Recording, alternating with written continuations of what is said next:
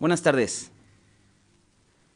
Me da gusto estar aquí compartiendo la palabra con ustedes y vamos a continuar con nuestro estudio en el libro de Jueces. Abre tu Biblia en el capítulo 10 y me gustaría, antes de empezar, hacer una oración para pedirle al Señor que tome control de este tiempo y nos hable en su palabra. Señor, queremos darte muchas gracias porque eres bueno, gracias por permitirnos estar en esta tarde juntos, una vez más conociéndote, y queremos pedirte, Señor, que nos hables, Señor, que sea tu Espíritu Santo mostrándonos tu palabra, Señor, que podamos confiar en tu voluntad y depender de ella, Señor. Sabemos que tu palabra es útil para enseñarnos, redarguirnos, corregirnos e instruirnos en justicia, Señor, y te pedimos esto, háblanos en esta tarde, Señor, y podamos conocer tu palabra. En el nombre de Jesús, amén.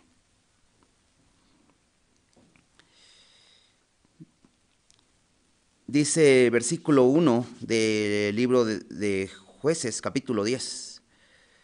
Después de Abimelec se levantó para librar a Israel Tola, hijo de Fua, hijo de Dodo, varón de Isaacar, el cual habitaba en Samir, en el monte de Efraín, y juzgó a Israel 23 años y murió, y fue sepultado en Samir.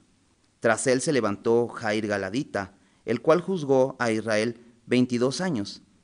Este tuvo 30 hijos que cabalgaban sobre 30 asnos y tenían 30 ciudades, y se llamaban las ciudades de Jair hasta hoy, las cuales están en la tierra de Galad.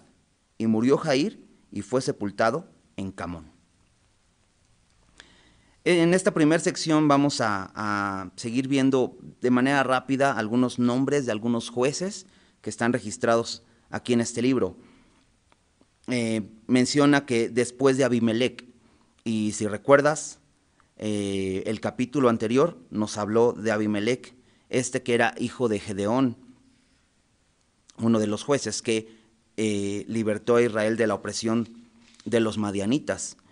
Y este Abimelec, si recuerdas, fue este hombre que asesinó a sus 70 hermanos para quererse hacer rey y querer tomar el lugar de su padre Gedeón y tener este renombre.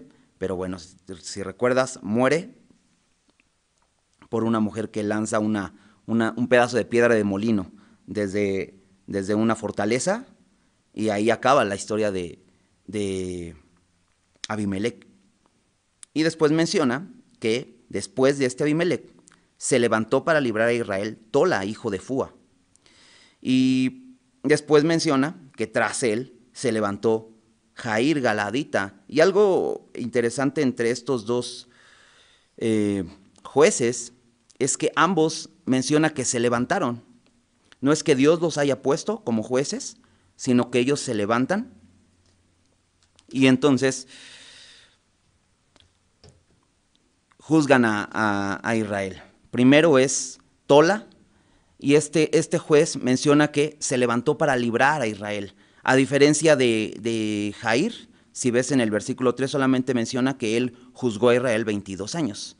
Entre estos dos jueces es un periodo de tiempo de 45 años, pero te decía, la diferencia es que entre Tola y Jair menciona que Tola se levantó a librar a Israel.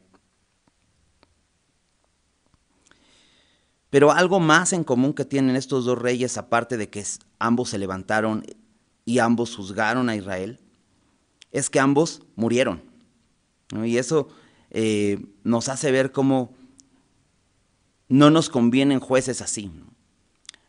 Porque puede haber jueces buenos o malos. En el caso de estos dos, no se menciona mucho acerca de ellos. En el caso de Tola, es muy breve lo que dice de él, nada más menciona el periodo de tiempo que estuvo juzgando. Y en el periodo de Jair menciona que tuvo 30 hijos. Esto habla probablemente que tuvo muchas mujeres, como en el caso de Gedeón, que tuvo muchas mujeres y que tuvo 70 hijos. Sería muy difícil que una mujer pueda tener 30 hijos. Por eso podemos saber que este hombre tenía muchas mujeres. Pero menciona que estos hijos cabalgaban, y esto habla que estos hijos eran príncipes y tenían también 30 ciudades. Cada hijo le compró su asno para cabalgar y ser un príncipe, y a cada hijo le dio una ciudad. Y esto nos habla un poco del carácter de este hombre, que vivía con el estilo de un rey, siendo un juez, y que no dice que libró a Israel a diferencia de Tola, y esto también nos puede decir que más bien es lo que buscaba siendo juez, es que nada más buscaba la posición. De hecho, también dice que estas ciudades eran las ciudades de Jair, entonces tenía un renombre. Pero te decía, lo que realmente podemos ver más en común es que estos dos hombres mueren. Y como vimos en un principio, en la introducción de este libro, los jueces, Dios los envía para librar a su pueblo de la opresión de sus enemigos, porque a causa de su desobediencia, ellos eran oprimidos por estas naciones alrededor. Y entonces Dios levantaba jueces para librarlos. Pero, como sabemos, Dios quería gobernar a su pueblo, lo que significa Israel, gobernado por Dios. Y era el propósito de Dios gobernar a su pueblo, pero a consecuencia de su desobediencia envía a estos jueces. Y cómo Dios quería gobernar a su pueblo a través de la ley y por medio de los sacerdotes. Pero tanto los jueces como los sacerdotes vemos que son hombres que fallan, ¿no? Son débiles, y entonces por lo tanto no podía el pueblo tener una salvación permanente. Lo vamos a ver en la siguiente porción. Pero quisiera que me acompañes al libro de Hebreos 7. Porque el escritor de Hebreos nos habla de Jesús como un sumo sacerdote diferente, de una orden distinta, y que nos conviene este sumo sacerdote. Dice ahí en el versículo 22 del capítulo 7 de Hebreos, dice: por tanto, Jesús es hecho fiador de un mejor pacto. Y los otros sacerdotes llegaron a ser muchos debido a que por la muerte no podían continuar. En el caso de estos jueces parece muy parecido, porque por la muerte uno solamente juzgó 23 años, otro juzgó 22 años, pero a causa de la muerte no podían continuar. Pero hablando de Jesús, dice: mas este, por cuanto permanece para siempre, tiene un sacerdocio inmutable, por lo cual puede también salvar perpetuamente a los que por él se acercan a Dios. Y es muy interesante porque la palabra librar o libertador aquí en el libro de Jueces, que es lo que significa o es el trabajo de un juez, era salvar. Y me encanta porque aquí en Hebreos nos dice que Jesús puede salvar a los que puede salvar perpetuamente a los que por él se acercan a Dios, viviendo siempre para interceder por ellos. Y fíjate cómo dice el versículo 26: porque tal sumo sacerdote nos convenía, santo, inocente, sin mancha, apartado de los pecadores y hecho más sublime de los cielos, que no tiene necesidad cada día, como aquellos sumos sacerdotes, de ofrecer primero sacrificios por sus propios pecados y luego por los del pueblo, porque esto lo hizo una vez para siempre, ofreciéndose a sí mismo, porque la ley constituye sumos sacerdotes a débiles hombres, pero la palabra del juramento posterior a la ley, al Hijo hecho perfecto para siempre. Entonces vemos que los sacerdotes eran débiles, pero también los jueces, débiles hombres que morían y no podían seguir juzgando al pueblo. Y entonces la siguiente porción, versículo 6, nos dice: pero los hijos de Israel volvieron a hacer lo malo ante los ojos de Jehová y sirvieron a los Baales y a Astarot, a los dioses de Siria, a los dioses de Sidón, a los dioses de Moab, a los dioses de los hijos de Amón, a los dioses de los filisteos, y dejaron a Jehová y no le sirvieron. Y se encendió la ira de Jehová contra Israel y los entregó en manos de los filisteos y en mano de los hijos de Amón, los cuales los oprimieron y quebrantaron a los hijos de Israel aquel tiempo, 18 años, a todos los hijos de Israel que estaban al otro lado del Jordán, en la tierra del amorreo que está en Galad. Y los hijos de Amón pasaron el Jordán para hacer también guerra contra Judá, contra Benjamín y contra la casa de Efraín, y fue afligido Israel en gran manera.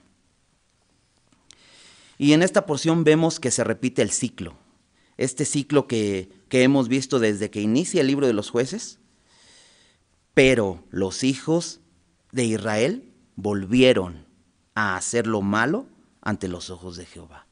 Nuevamente, esta historia se repite, el pecado, y vuelven a hacer lo malo, vuelven a pecar. Y esto nos muestra una cosa, que a pesar de que venía un juez a librarlos, pero no eran libres verdaderamente, ¿no? Jesús les dijo a sus discípulos, les dijo a los judíos que habían creído en él, dijo, si ustedes quieren ser verdaderamente mis discípulos, entonces necesitan permanecer en mi palabra, porque solamente mi palabra los puede hacer libres. Y versículos más adelante dice, solamente el Hijo los puede hacer verdaderamente libres. Y el problema con el pueblo de Israel es que ellos vivían en una constante esclavitud de su pecado, más que de los pueblos, primeramente de su pecado. Pero esto los llevaba a repetir esta misma historia. Y entonces vuelven a hacer lo malo y dice que sirvieron a los Baales y a Astarot. Menciona estos no son dos dioses, porque los Baales son muchos dioses, y Astarot, pero menciona y a los dioses de Siria, y los de Sidón, y los de Moab, y los de Amón. Y muy interesante porque si contamos cada uno de estos grupos de dioses, son 7 grupos de dioses, ¿no? Y sabemos que en la Biblia el número 7 habla de totalidad, y lo que podemos ver aquí es que el pueblo vivía en una total idolatría. Pero algo interesante es que todas estas naciones que menciona aquí son naciones que estaban alrededor de Israel. Por ejemplo, los Baales y Astarot eran dioses fenicios que estaban al norte de Israel. Siria, al noreste de Israel, Sidón igual al noroeste de Israel, Moab estaba al sur, los hijos de Amón estaba al este, los filisteos también estaban del lado del mar, y todos estos los rodeaban, estaban alrededor de ellos, y cómo los hijos de Israel se dejaban dominar por estas naciones y por estos dioses, y caían en ese pecado y abandonaban al Señor, porque cuando dice que dejaron a Jehová y no le sirvieron, esta palabra dejaron significa abandonar. Y recuerdas, nuestra serie se llama Apostasía, y eso es a lo que se refiere. Una vez más, este pueblo está viviendo esta apostasía. Y te decía que estos pueblos están alrededor, y recordaba este versículo que en 1 de Pedro 5:8 nos dice que nuestro adversario, el diablo, anda como un león rugiente buscando a quien devorar, pero dice que anda alrededor. Y debemos considerar esto, al igual que el pueblo de Israel, nosotros estamos siendo acechados por el enemigo, y debemos estar alertas. Y debemos estar sometidos bajo la mano de Dios, porque si no, el enemigo nos va a devorar, así como estos pueblos devoraron primeramente con sus idolatrías al pueblo, ¿no? Ahorita vamos a ver que también los afligían, pero primeramente con sus dioses, y caían cautivos de su pecado a consecuencia de su idolatría. Y dice, y se encendió la ira de Jehová contra Israel y los entregó en manos de los filisteos y en mano de los hijos de Amón. Algo que me llama mucho la atención es que Israel dejó de servir a su Dios, a Jehová, por empezar a servir a los dioses de los hijos de Amón y los dioses de los filisteos, ¿no? Los que venían en la lista. Y curiosamente dice que Dios los entrega a ellos, tanto a los hijos de Amón como a los filisteos. Y es que esto lo vemos constantemente en la palabra, que cuando dice la Biblia que Dios los entrega al lugar donde quiere estar aquella persona, ¿no? En Romanos 1:24 nos habla de diferentes ocasiones donde Dios entrega al hombre. En Romanos 1:24 dice, por lo cual también Dios los entregó a la inmundicia en las concupiscencias de sus corazones. En el versículo 26, por ejemplo, también nos dice, por esto Dios los entregó a pasiones vergonzosas. En el versículo 28 nos dice, y como ellos no aprobaron tener en cuenta a Dios, Dios los entregó a una mente reprobada. Y vemos que Dios hace eso cuando hay pecado, pero la razón principal es porque el hombre no reconoce a Dios ni le adora como es digno de adoración, ¿no? Todos los seres humanos fuimos creados con un propósito, y ese propósito es dar gloria a Dios. Y hemos fallado ante ese propósito, hemos pecado, y nos encontramos igual como en esta historia.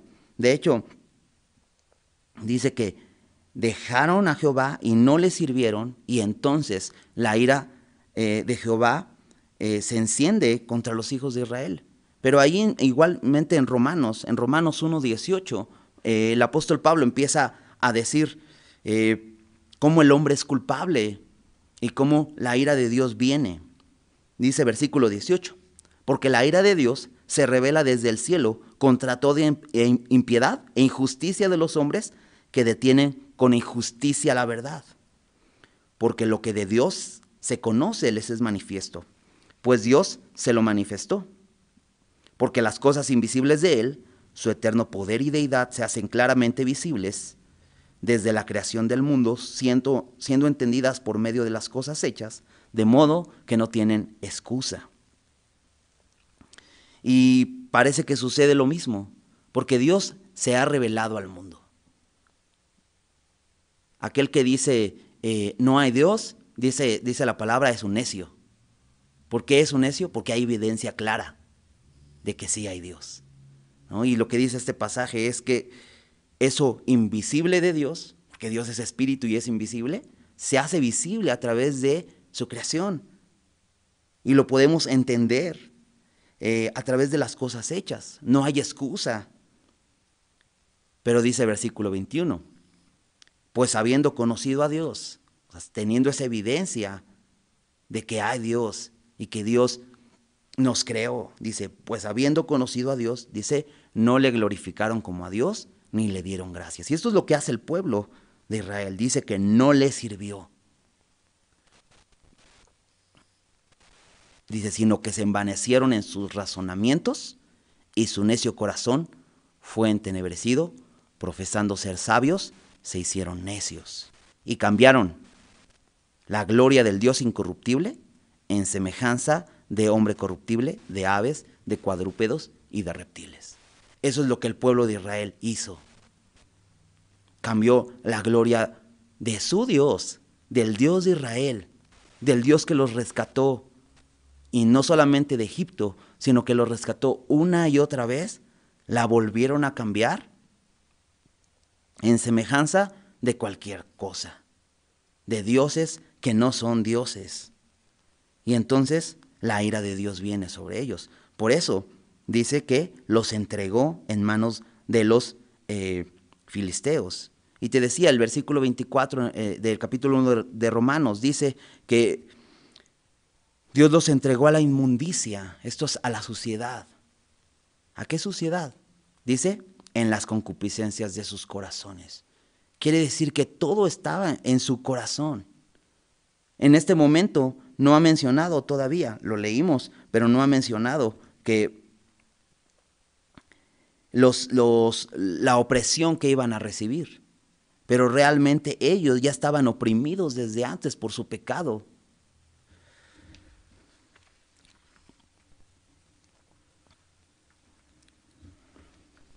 Y el pecado destruye, ¿no? El pecado oprime, ¿no? Versículo 8 ahí en Jueces, regresando a Jueces capítulo 10, empieza diciendo, los cuales los oprimieron, estos, los filisteos y los hijos de Amón, a los cuales Dios los entregó, dice que los oprimieron y quebrantaron, y esta palabra oprimir habla de aplastar, ¿no? Y la palabra quebrantar habla de romper, y lo podemos entender muy claramente, habla de destruir, algo que se destruye, y es el objetivo, y el pecado destruye, ¿no? De hecho, Jesús en Juan 10:10 nos habla de esto. En Juan 10:10 Jesús dice, el ladrón no viene sino para hurtar, matar y destruir. Ese es el propósito, hurtar, matar y destruir. Dice, yo he venido para que tengan vida y para que la tengan en abundancia.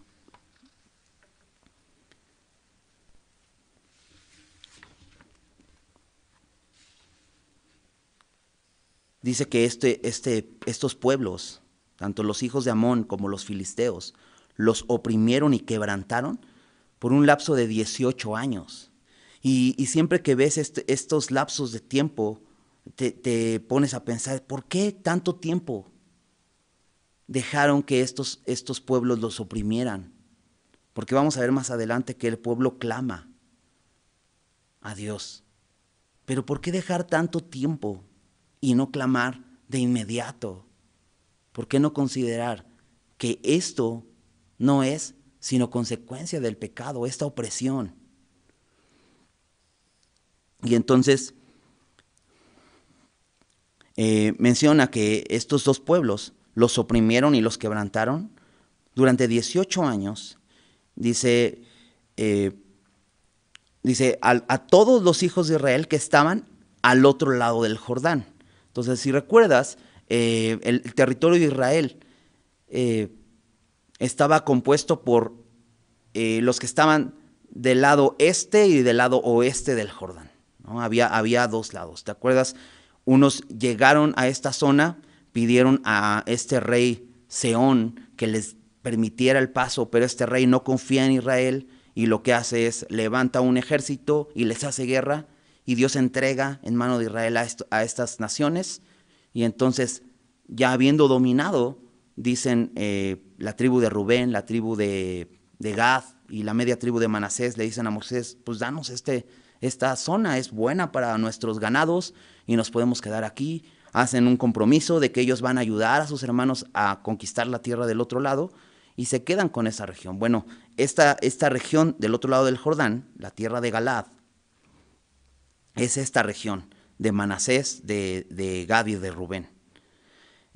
Pero fíjate cómo dice el versículo 9, y los hijos de Amón pasaron el Jordán para hacer también guerra contra Judá, contra Benjamín y a la casa de Efraín, y fue afligido Israel en gran manera. Entonces los hijos de Amón no solamente hacen guerra a los de Galaad, que es esta tierra del otro lado del Jordán, que era muy cerca y no los dividía, digamos, un río, entonces los podían afligir muy fácilmente, sino que se hacen tan fuertes estos hijos de Amón, que pasan del otro lado. Y de por sí ya estaban siendo oprimidos los del otro lado por los filisteos, que esa es la zona cerca de Judá, donde estaban los filisteos. Pero pasan al otro lado y hacen guerra también contra Judá, contra Benjamín y contra la casa de Efraín. Y fue afligido Israel en gran manera. Esto es hasta el extremo. Fue afligido, esto es, lo hizo estrecho, ¿no? Lo aplastaba, ¿no? Y realmente la aflicción era muy grande. Y el pecado, te decía, el pecado destruye. Y el pecado tiene el propósito de... No, el pecado no va a venir a tu vida y simplemente te va a asustar. El pecado no va a venir a simplemente amenazarte. Como te decía, Jesús dijo, el ladrón no viene sino para hurtar, matar y destruir. Y siempre he pensado, ¿por qué dice hurtar, matar y destruir? ¿A poco puedes destruir después de matar? Y es que así es de fiero el pecado. Cuando entra en nuestras vidas y permitimos que el pecado llegue a nuestros corazones y empezamos a vivir en pecado, empieza a destruir y empieza a destruir todo. Se mete hasta la cocina y pasa por tu sala y llega hasta la recámara y se mete hasta el cuarto de servicio. Así se mete a nuestras vidas. El pecado es así. Y si te das cuenta, no solamente atacaban a los que estaban del otro lado del Jordán, sino cruzaron el río y afligieron a todo Israel. Y el pecado se ha metido en el matrimonio de las personas, en las familias, en las relaciones, ¿no? En la economía, ¿no? Incluso llega hasta el ministerio y quiere hurtar, matar y destruir. Ese es el objetivo. Y aquí vemos a este pueblo oprimiendo a Israel de tal manera, porque permitieron el pecado en sus vidas. Versículo 10.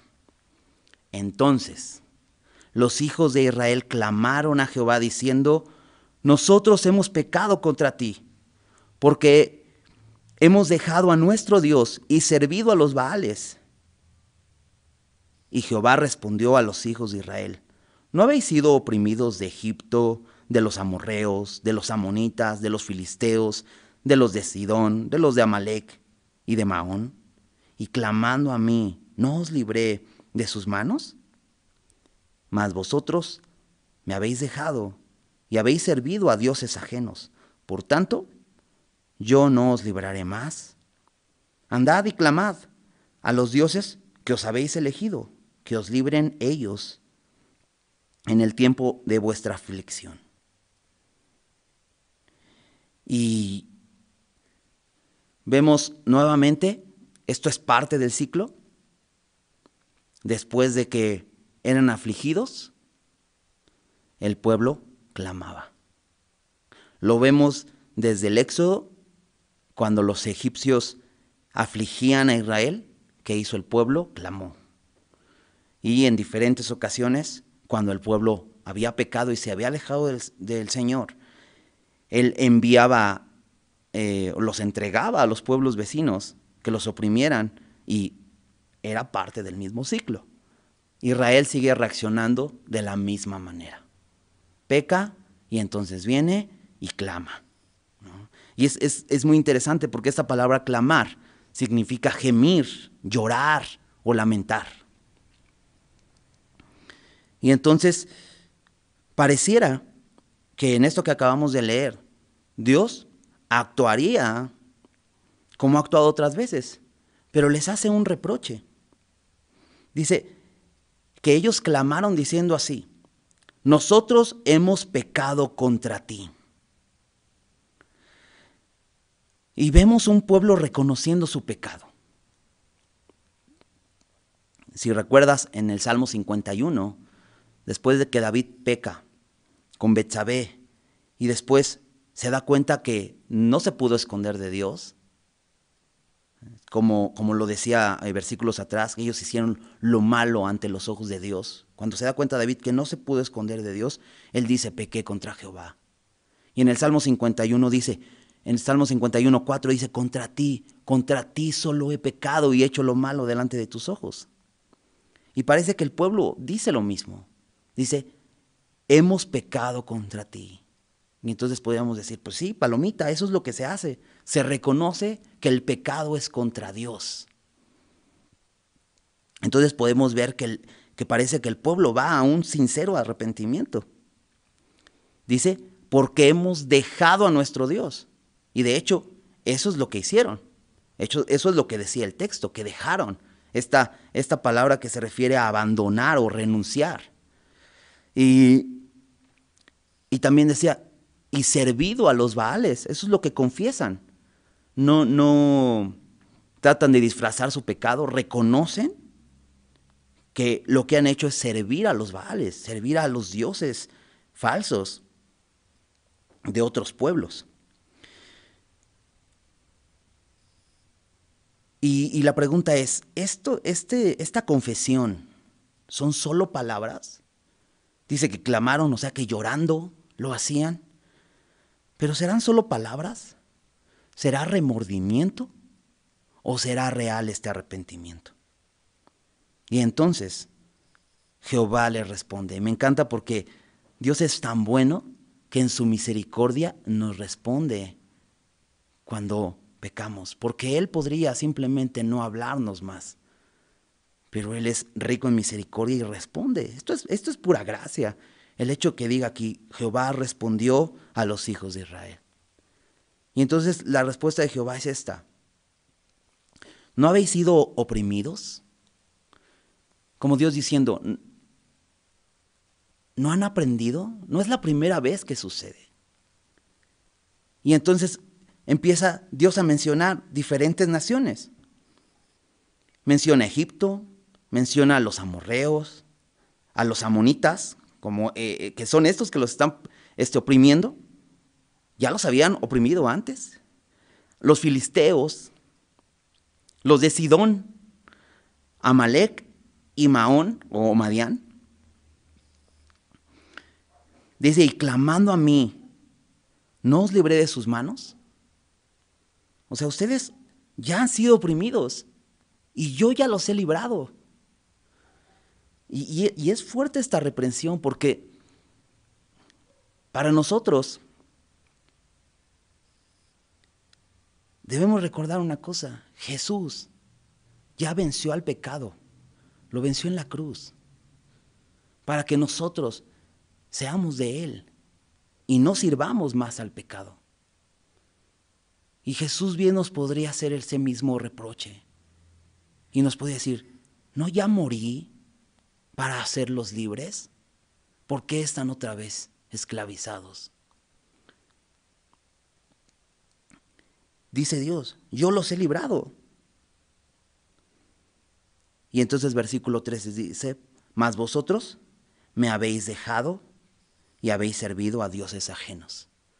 Y sí, Dios no discute lo que ellos acaban de confesar, porque ellos acaban de decir eso, hemos dejado a nuestro Dios y servido a dioses ajenos. Eso es lo que confesaban. Pero algo bien interesante es que la palabra clamar, te decía, significa gemir y llorar. Pero cuando Dios dice aquí, y clamando a mí, en el versículo 12, y clamando a mí, ¿no os libré de sus manos? Esta palabra clamar no es la misma palabra. Y se me hizo muy interesante porque esta palabra clamando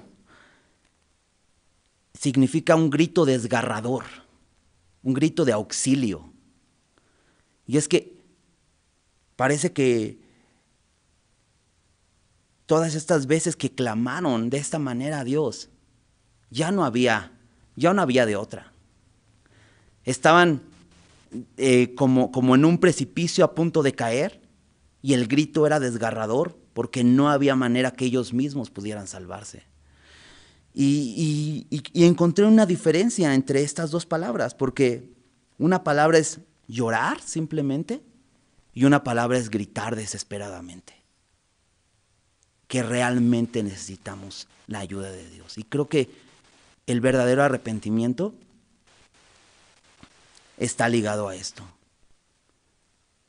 Debemos gritar desesperadamente, gritos de auxilio, porque no hay nadie más que nos pueda librar, solo Él. El verdadero arrepentimiento reconoce que no hay nadie más que nos pueda librar. Y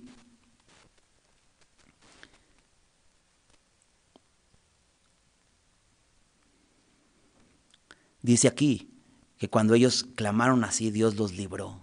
Y me gusta esto porque no dice, los hombres los libraron. Porque si te das cuenta, el capítulo inicia mencionando a jueces. Jueces que fueron, como en el caso de Tola, que menciona que él se levantó para librar a Israel. Pero realmente aquí vemos una cosa, que el que los libraba era el Señor. No eran los jueces, era Él. ¿Por qué seguir confiando en algo o en alguien fuera de Dios? Y creo que eso es idolatría. Eso es lo que el pueblo estaba viviendo. Cuando pones tu confianza en cualquier cosa o en cualquier persona que no sea Dios, es idolatría. Y entonces nos vemos ocupando el mismo lugar que este pueblo. Dios vuelve a mencionar 7 naciones: Egipto, los amorreos, los amonitas, los filisteos, los de Sidón, los de Amalec y los de Madián. Y esto habla que este pueblo vivía en completa esclavitud. Desde hace un rato vivían en completa idolatría, pero aquí nos muestra que viven en completa esclavitud. Y acompáñame a Juan 8. Ahí cuando Jesús está hablando, te decía hace un rato, con estos judíos que creyeron en Él después de ver estas obras que Jesús hacía. Y en Juan 8, versículo 31, Jesús les dice a sus discípulos, bueno, a estos que habían creído en Él, perdón, si vosotros permaneciereis en mi palabra, seréis verdaderamente mis discípulos y conoceréis la verdad, y la verdad os hará libres. Y chécate la respuesta de estos hombres. Le respondieron: linaje de Abraham somos y jamás hemos sido esclavos de nadie. ¿Cómo dices tú, seréis libres? Parece que estos judíos, que se jactaban tanto de su religión y de su linaje, porque están hablando que eran hijos de Abraham, o sea, están tocando un poco de historia, les faltaba mucha historia, les faltaba mucho conocimiento, porque aquí lo estamos viendo.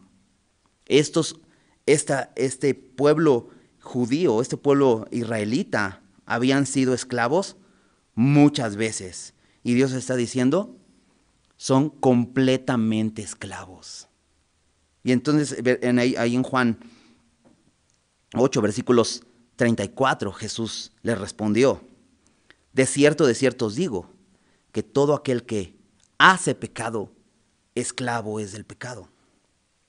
Y el esclavo no queda en la casa para siempre, el Hijo sí queda para siempre. Así que si el Hijo os libertare, seréis verdaderamente libres. ¿Sabes qué necesitaba esta nación?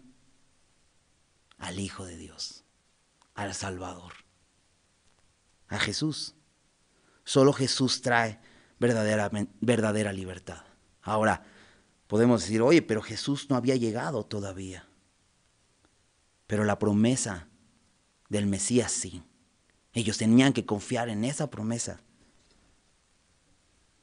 Pero hoy tenemos el mensaje del Evangelio y estamos de este lado. Jesús ya vino y Jesús nos puede hacer verdaderamente libres cuando confiamos en Él. Estos hombres eran completamente esclavos.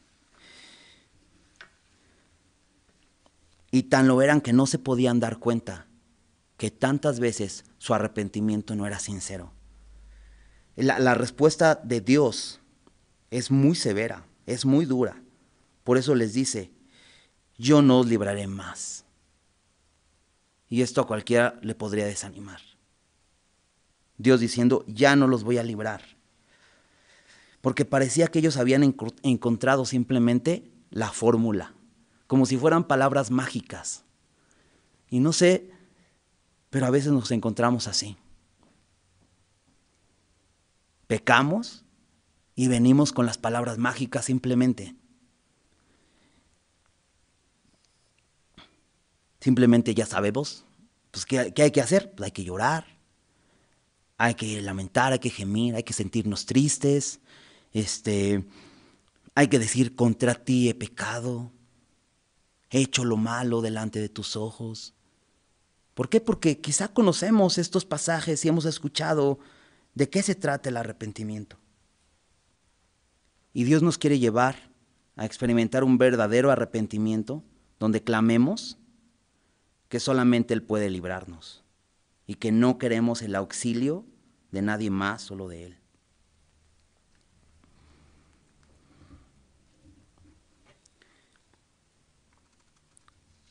Chécate la respuesta de los hijos de Israel. Dice el versículo 15. Los hijos de Israel respondieron a Jehová: hemos pecado. Haz tú con nosotros como bien te parezca. Solo te rogamos que nos libres en este día. Y si solamente leyéramos hasta ahí, pareciera como que no son sinceros. Pero me encanta el versículo 16. Y este versículo creo que es el versículo clave. Dice ahí el versículo 16. Y quitaron de entre sí los dioses ajenos y sirvieron a Jehová. Y él fue angustiado a causa de la aflicción de Israel.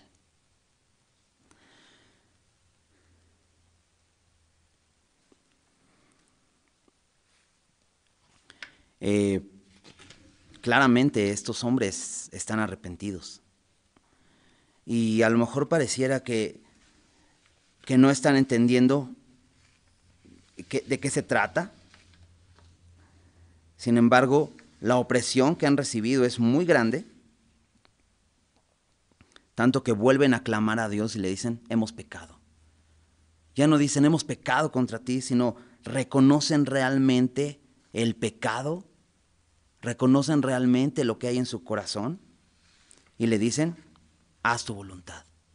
Queremos que tú seas ahora el que hagas, porque nosotros hemos hecho y hemos deshecho. Y empiezan diciendo: hemos pecado, haz tú.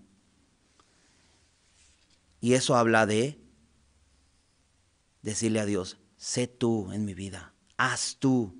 Ya no quiero hacer yo, porque yo solo hago lo malo ante tus ojos. Ahora haz tú y haz lo que bien te parezca.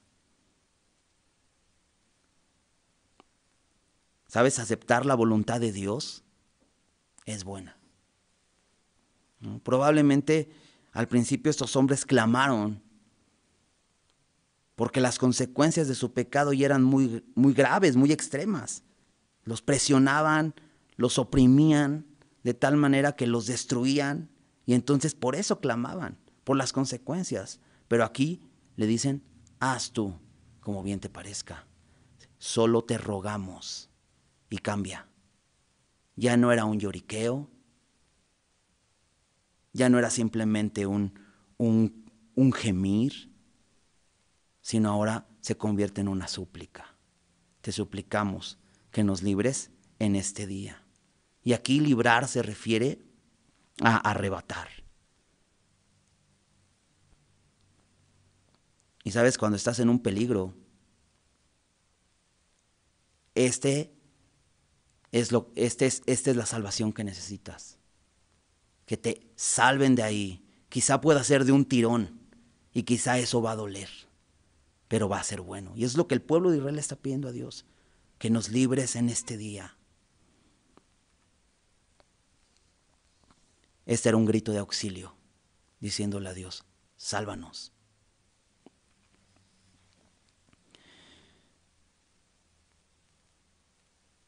Dice Proverbios 15.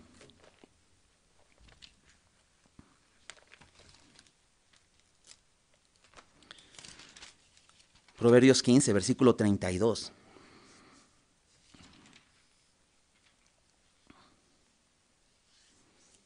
El que tiene en poco la disciplina, menosprecia su alma, mas el que escucha la corrección tiene entendimiento.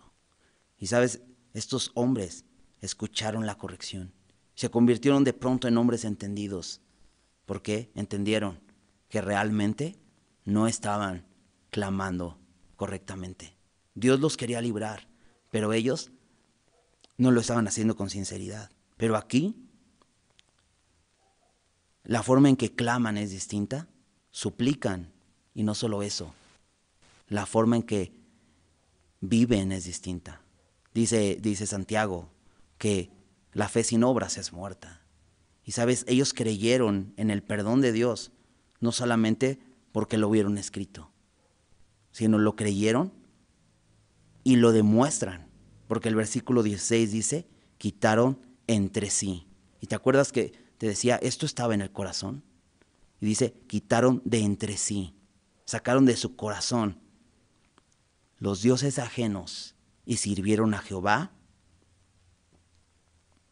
Y dice, y él fue angustiado a causa de la aflicción de Israel.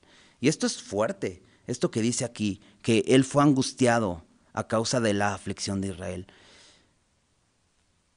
Dios se angustia cuando nosotros pecamos, cuando nosotros somos afligidos por las consecuencias de nuestro pecado. Sí.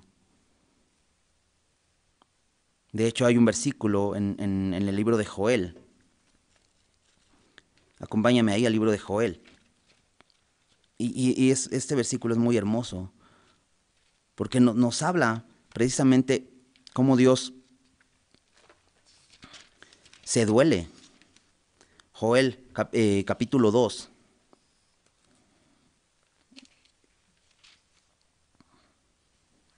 Versículo 13.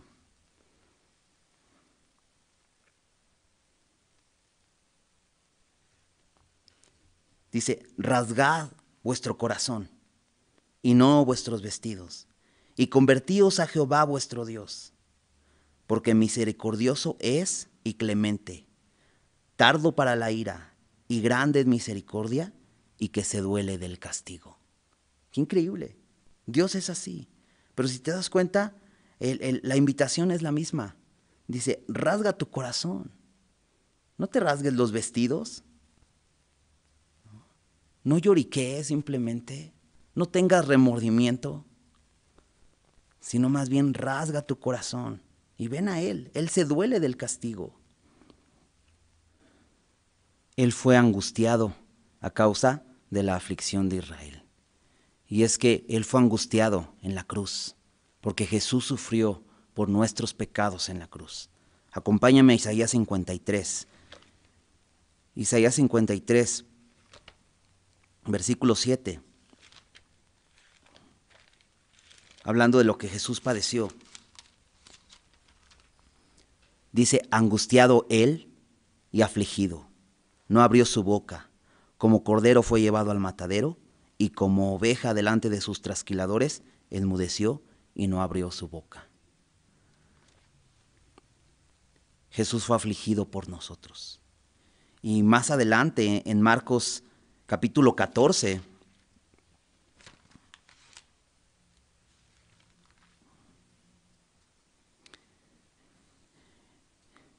antes de Jesús ir a la cruz, Marcos capítulo 14, versículo 32.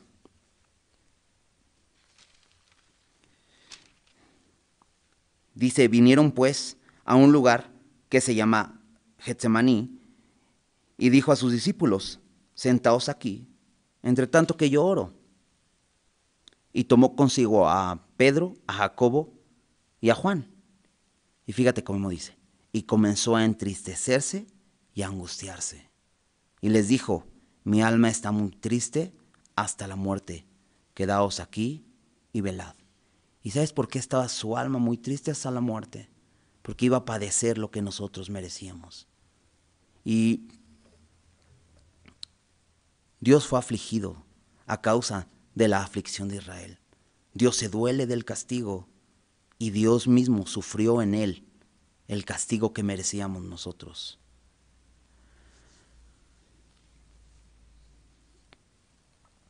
Estos hombres están experimentando un verdadero arrepentimiento. Un arrepentimiento que no solamente es una confesión con palabras, sino un cambio de corazón. Desgarrando su corazón delante de Dios y echando de sí estos ídolos y convirtiéndose a servir a Dios. Pablo también habla de este verdadero arrepentimiento en 2 de Corintios, capítulo 7. Y en 2 de Corintios capítulo 7 nos dice,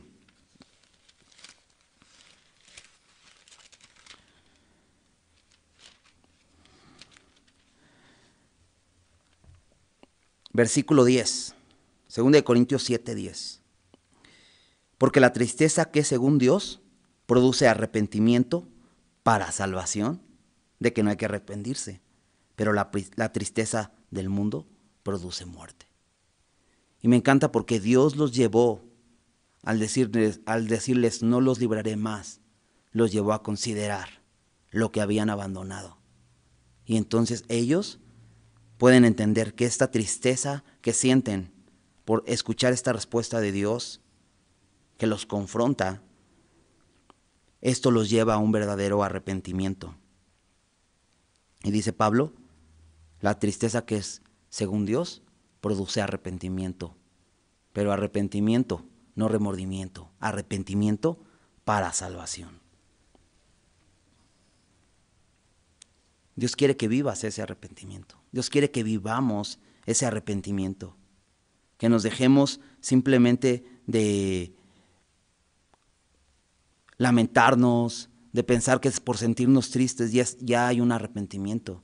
Que hagamos lo que este pueblo hizo. Ellos quitaron sus ídolos y se convirtieron al Señor. Y dejaron que Él hiciera su voluntad. Vamos a concluir con el versículo 17 y 18. Dice, entonces se juntaron los hijos de Amón y acamparon en Galad. Se juntaron asimismo los hijos de Israel y acamparon en Mizpa. Y los príncipes y el pueblo de Galad dijeron el uno al otro, ¿quién comenzará la batalla contra los hijos de Amón? Será caudillo sobre todos los que habitan en Galad. Y dice que después de que Dios es angustiado por la aflicción de Israel, parece que estos hijos de Amón no han desistido. Y es que obviamente ellos van a seguir oprimiendo a Israel. Ellos no saben incluso que Dios es el que los entregó en su mano. Y entonces dice que acampan en Galad. Pero me encanta que dice que se juntaron a sí mismo los hijos de Israel. ¿Y sabes? Después del arrepentimiento, no solamente el arrepentimiento se ve al confesar el pecado y llorar el pecado y lamentar y decirle al Señor, tú eres el único que me puedes ayudar. No solamente se ve a través de quitar los ídolos y volverse al Señor, sino también se ve al tomar nuevamente las armas y saber que estamos en una batalla y tenemos que seguir peleando. ¿Y sabes qué hace el pueblo? Se junta a sí mismo, todo el pueblo, igual que los hijos de Amón, también ellos se reúnen y acampan en Mizpa, porque van a pelear y están dispuestos. Incluso dice que preguntan, los príncipes y el pueblo preguntan, ¿quién comenzará la batalla contra los hijos de Amón? Saben que tienen que pelear. No se van a quedar nuevamente cruzados de brazos, dejando que los opriman. Y termina diciendo el pasaje, será caudillo sobre todos los que habitan en Galad. El siguiente capítulo habla cómo este nuevo juez, Jefté, es el que dirige a estos hombres. Pero aquí el capítulo simplemente termina con esta pregunta, ¿quién comenzará la batalla? Y sabes, Dios anteriormente les había dicho que Él sería el que pelearía por ellos, que ellos no temieran, que entraran y poseyeran la tierra porque Él pelearía por ellos. Pero ellos habían olvidado esto. Y entonces ahora preguntan, ¿quién comenzará la batalla? Y sabes, Dios empezó una obra en nosotros. Y nosotros podemos confiar en que Él es capaz de comenzar una obra, pero no la deja a medias. Él la va a terminar. Pablo en Filipenses 4, en Filipenses 1:6, él dice que está convencido del que comenzó la buena obra, la llevará a término. Y eso debemos confiar. Él comenzó, Él va a terminar. Y con Dios siempre tenemos una victoria segura, ¿no? Romanos 10:31 dice que si Dios es por nosotros, ¿quién contra nosotros? Nada nos va a separar de su amor. Podemos estar confiados. Termina el pasaje diciendo, será caudillo sobre los que habitan en Galaad. Y lo que está diciendo el pueblo es que quien comience la victoria, la batalla, perdón, él va a ser el que gobierne a estos hombres que viven en Galaad. Y se me hace muy interesante, porque la palabra caudillo significa gobernante, pero también significa cabeza. Y sabes, si tú has confiado en el Señor Jesús, no necesitas buscar otro gobernante. La Biblia dice que Jesús es cabeza de la iglesia. Él es nuestra cabeza, ¿no? Acompáñame a Colosenses. Colosenses, capítulo 2, versículo 9.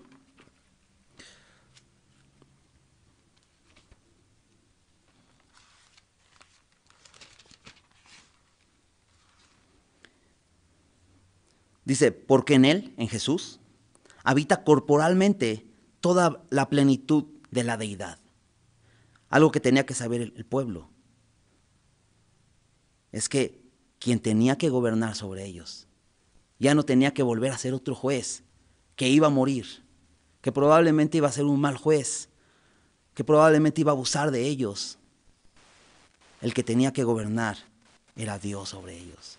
Y Jesús es Dios mismo. En Él habita corporalmente, dice este versículo, toda la plenitud de la deidad.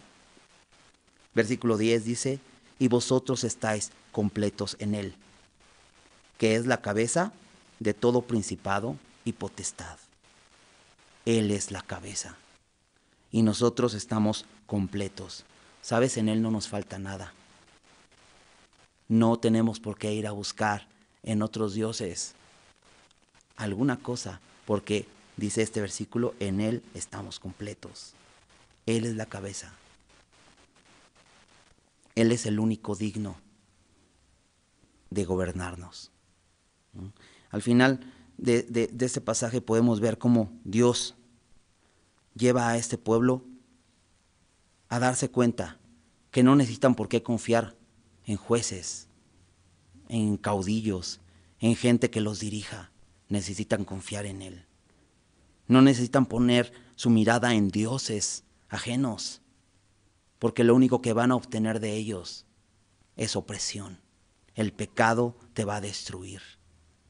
Lo que ellos necesitan es clamar a Él, y Él está dispuesto a pelear por ellos, a darles la victoria. Pero si has pecado,